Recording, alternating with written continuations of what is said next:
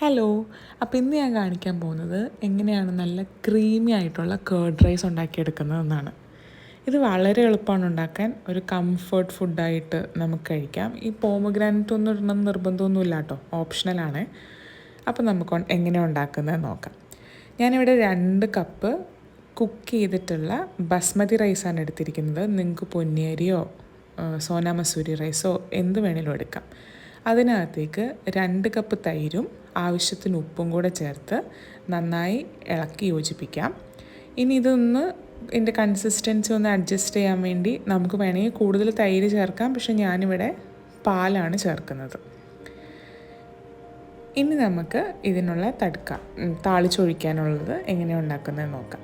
ഒരു പാൻ ചൂടാകുമ്പോൾ അതിലേക്ക് 1 ടേബിൾ സ്പൂൺ നെയ്യും 1 ടീസ്പൂൺ കടുകും 1 ടീസ്പൂൺ ഉഴുന്ന് പരിപ്പും കൂടി ഇട്ടിട്ട് അതൊരു ചെറിയ ലൈറ്റ് ബ്രൗൺ കളറാകുമ്പോൾ 1 വറ്റൽമുളകും 1 ടീസ്പൂൺ ഇഞ്ചി ചോപ്പ് ചെയ്തതും 1 ടീസ്പൂൺ പച്ചമുളക് ചോപ്പ് ചെയ്തതും കൂടി ആഡ് ചെയ്ത് കൊടുത്ത് ഒരു ഗോൾഡൻ ബ്രൗൺ കളറാവുന്ന വരെ കുറച്ച് കറിവേപ്പിലയും കൂടി ഇട്ട് കൊടുത്ത് നമുക്ക് ഒന്ന് സോട്ട് ചെയ്തെടുക്കാം.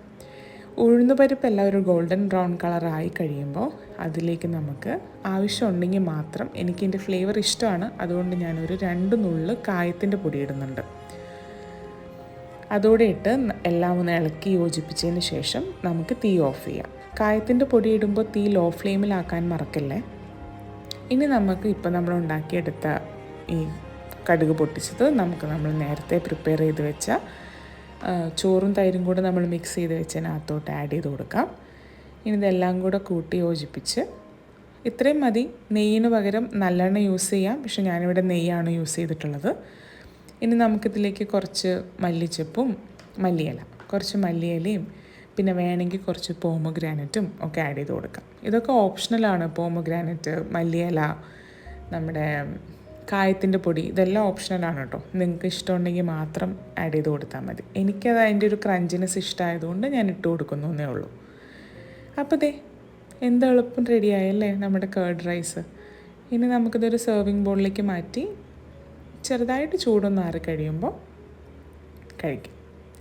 അപ്പോൾ അത്രയേ ഉള്ളൂ. ഈ വീഡിയോ എല്ലാവർക്കും ഇഷ്ടപ്പെട്ടു എന്ന് വിചാരിക്കുന്നു. വേറൊരു വീഡിയോ ആയിട്ട് പിന്നെ കാണാമേ. അപ്പോൾ ശരി, ബൈ.